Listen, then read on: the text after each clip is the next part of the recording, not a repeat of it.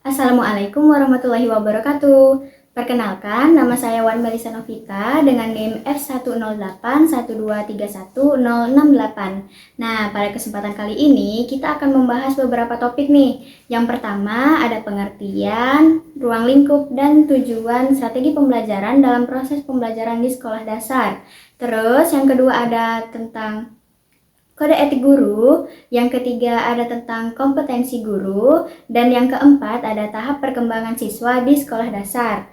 Nah, tanpa lama-lama lagi, langsung saja kita masuk pada yang pertama, yaitu pengertian strategi pembelajaran. Nah, di sini ada pendapat dari Hilda Taba, di mana Hilda Taba ini menyatakan bahwa strategi pembelajaran adalah cara-cara yang dipilih oleh guru dalam proses pembelajaran yang dapat memberikan kemudahan dan fasilitas bagi siswa menuju tercapainya tujuan pembelajaran.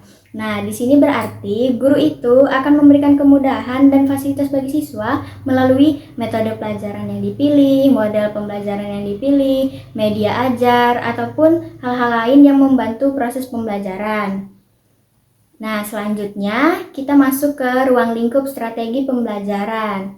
Nah, di sini juga ada pendapat dari Slameto, di mana Slameto ini menyebutkan bahwa strategi pembelajaran itu mencangkup 8 unsur perencanaan. Nah, 8 itu yang pertama ada komponen sistem, yaitu guru atau dosen, siswa atau mahasiswa, baik dalam ikatan kelas, kelompok maupun perorangan yang akan terlibat dalam kegiatan belajar mengajar yang telah disiapkan. Kemudian yang kedua ada jadwal pelaksanaan. Nah, jadwal pelaksanaan ini bisa dilihat melalui format atau dalam kegiatan yang telah disiapkan atau proses selama pembelajaran. Kemudian yang ketiga ada tugas-tugas belajar. Nah, tugas-tugas belajar ini di mana yang akan dipelajari dan yang telah diidentifikasikan oleh guru agar siswa dapat mencapai tujuan pembelajaran. Kemudian yang keempat ada materi atau bahan ajar. Nah, di situ juga mencakup alat pembelajarannya dan alat bantu mengajar yang disiapkan dan diatur oleh guru.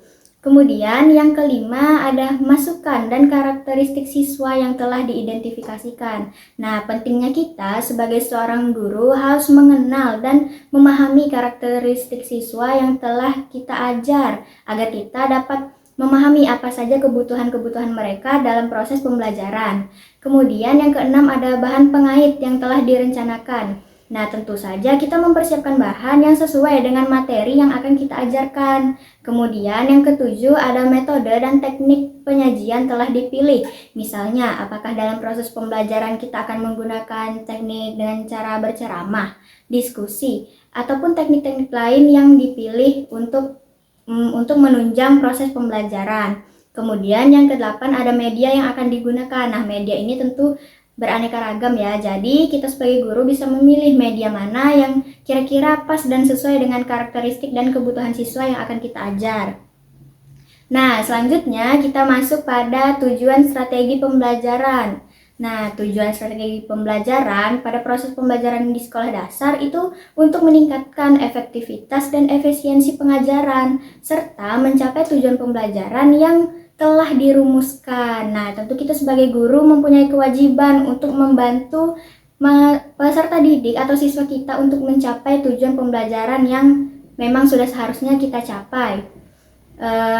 Adapun beberapa tujuan strategi pembelajaran di sekolah dasar itu, yang pertama untuk meningkatkan pemahaman siswa. Tentu belajar adalah salah satu cara untuk meningkatkan pemahaman siswa dengan kita memberikan materi. Dan tadi seperti yang sudah disinggung, kita bertugas untuk memberi kemudahan dan fasilitas agar siswa kita mudah memahami pelajaran yang kita berikan. Kemudian mengaktifkan siswa. Nah, mengaktifkan siswa ini tentu dengan beraneka cara juga.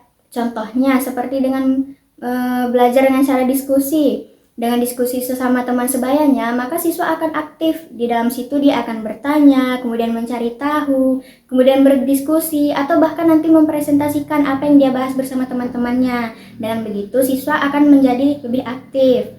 Kemudian ada juga mengoptimalkan fungsi dan interaksi. Nah, itu tadi dengan metode pelajaran yang kita pilih, misalnya dengan diskusi tadi, fungsi diskusi itu akan menunjang juga interaksi mereka bersama teman-temannya ataupun bersama kita sebagai guru yang akan menjadi fasilitator dan yang membantu mereka selama proses pembelajaran. Kemudian yang paling penting tentunya adalah untuk mencapai tujuan pembelajaran.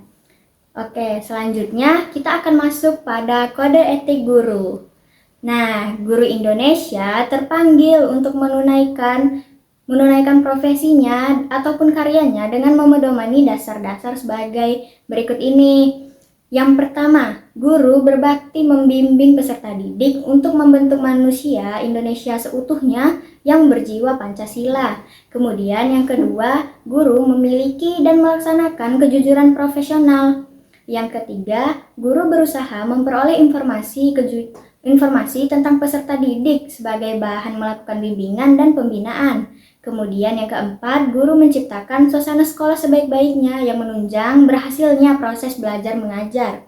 Yang kelima, guru memelihara hubungan baik dengan orang tua murid dan masyarakat sekitarnya untuk membina peran serta dan rasa tanggung jawab bersama terhadap pendidikan. Kemudian yang keenam, guru secara pribadi dan bersama-sama meningkatkan mutu dan martabat profesinya. Kemudian yang ketujuh, guru memelihara hubungan profesi, semangat kekeluargaan, dan kesetiakawanan sosial. Yang kedelapan, guru secara bersama-sama memelihara dan meningkatkan mutu organisasi PGRI sebagai sarana perjuangan dan pengabdian. Yang kesembilan, guru melaksanakan segala kebijakan pemerintah dalam bidang pendidikan. Nah, lanjut ke pembahasan kita yang ketiga, yaitu ada 4 kompetensi guru. Nah, langsung saja, kompetensi guru itu meliputi kompetensi pedagogik, kepribadian, sosial, dan profesional. Nah, langsung saja yang pertama, kompetensi pedagogik. Apa sih kompetensi pedagogik? Nah, kompetensi pedagogik adalah kemampuan mengelola pembelajaran peserta didik yang meliputi pemahaman terhadap peserta didik, perancangan dan pelaksanaan pembelajaran, evaluasi hasil belajar, dan pengembangan peserta didik untuk mengaktualisasikan berbagai potensi yang dimiliki oleh peserta didik kita. Nah, kompetensi pedagogik tercermin dari beberapa indikator. Yang pertama, pemahaman wawasan atau landasan kependidikan, pemahaman tentang peserta didik, pengembangan kurikulum atau silabus, perencanaan pembelajaran, pelaksanaan pembelajaran yang mendidik dan dialogis, evaluasi hasil belajar, dan pengembangan peserta didik untuk mengaktualisasikan berbagai potensi yang dimiliki oleh mereka. Nah, yang kedua ada kompetensi kepribadian. Nah, kompetensi kepribadian bagi guru merupakan kemampuan personal ataupun kemampuan diri kita sendiri yang mencerminkan kepribadian yang mantap, stabil, dewasa, arif, berakhlak mulia, dan berwibawa, serta dapat menjadi teladan bagi siswa kita. Nah, yang pertama itu tadi, kepribadian yang mantap dan stabil dapat kita tunjukkan melalui tindakan kita yang sesuai dengan norma hukum dan memiliki konsistensi dalam bertindak sesuai dengan norma yang berlaku dalam kehidupan. Yang kedua, ada kepribadian yang dewasa. Nah, kita menampilkan kemandirian dalam bertindak sebagai pendidik dan juga memiliki etos kerja yang tinggi. Kemudian yang ketiga ada kepribadian yang arif. Nah, kita menampilkan tindakan yang didasarkan pada kemanfaatan siswa, sekolah, dan masyarakat, serta menunjukkan keterbukaan kita dalam berpikir dan bertindak.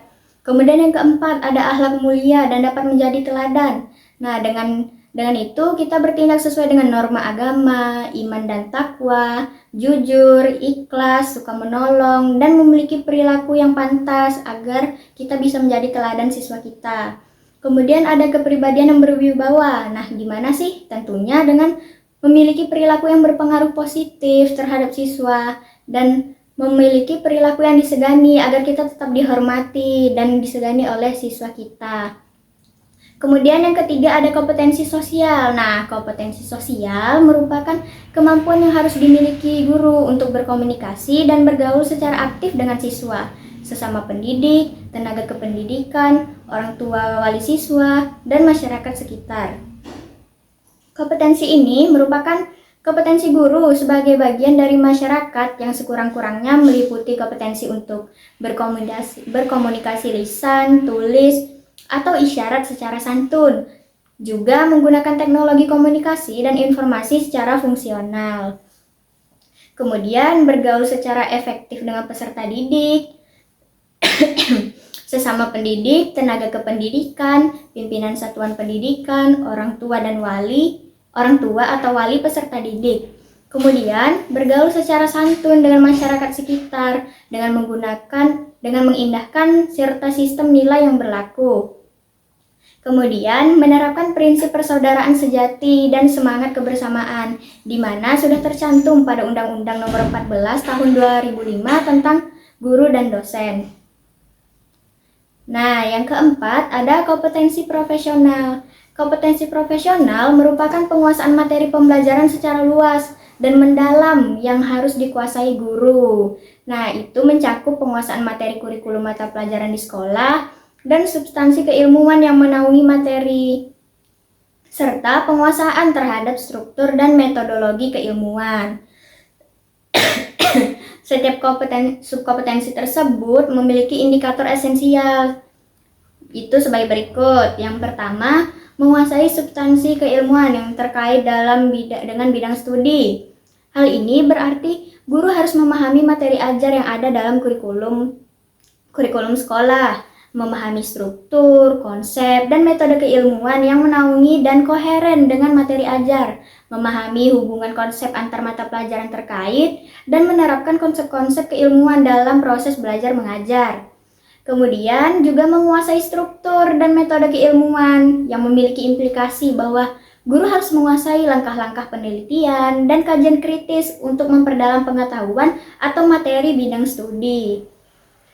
Nah, selanjutnya kita akan masuk pada pembahasan terakhir, yaitu tentang tahap perkembangan siswa sekolah dasar. Nah, apa saja sih tahap perkembangan siswa di sekolah dasar? Di sini saya mengambil 6 tahap perkembangan. Yang pertama ada perkembangan intelektual atau kognitif. Nah, perkembangan intelektual atau kognitif ini berhubungan dengan pengetahuan siswa, bagaimana cara siswa belajar, bagaimana siswa mencari pengetahuan, memecahkan masalah, dan lain sebagainya. Kemudian yang kedua ada perkembangan bahasa. Nah, dalam perkembangan bahasa ini, siswa mulai mampu menyusun kata, membuat kalimat, dan berbicara dengan baik dan benar dengan bahasa Indonesia. Ataupun siswa tersebut memiliki kemampuan untuk berbahasa asing seperti bahasa Inggris ataupun juga berbahasa daerah mereka masing-masing. Kemudian yang ketiga ada perkembangan sosial. Nah, ini meliputi bagaimana cara siswa berinteraksi dengan lingkungan sekitarnya, baik dari lingkungan rumah atau keluarga, lingkungan pertemanan atau di sekolah, kemudian juga sebagai masyarakat di lingkungan sekitar tempat tinggalnya. Kemudian yang keempat ada perkembangan emosi. Nah, perkembangan emosi ini mencakup bagaimana siswa ini memahami diri mereka serta dapat menampilkan emosi mereka, merasakan emosi mereka, kemudian bisa ditunjukkan kepada orang lain ataupun pemahaman mereka dengan emosi yang ada pada diri mereka tersebut. Kemudian ada perkembangan fisik. Nah, perkembangan fisik ini meliputi tentang bertambahnya tinggi badan, bertambahnya berat badan, ataupun hal-hal lain pada fisik mereka yang dapat kita lihat dengan mata. Kemudian yang terakhir ada perkembangan moral. Nah, perkembangan moral ini meliputi tentang bagaimana siswa atau peserta didik dapat membedakan apakah perilaku yang mereka lakukan itu benar atau salah, ataupun pengertian mereka tentang sesuatu hal yang baik atau tidak, dan bagaimana kira-kira dampak yang akan mereka rasakan ataupun orang-orang sekitar mereka yang rasakan, sehingga mereka dapat memilih moral ataupun perilaku apa yang sekiranya bagus untuk mereka lakukan. Nah, itu dia tadi pembahasan dari strategi belajar mengajar. Mungkin itu saja yang dapat saya sampaikan. Mohon maaf apabila ada kesalahan dan kekurangan. Terima kasih semuanya. Saya akhiri. Wassalamualaikum warahmatullahi wabarakatuh.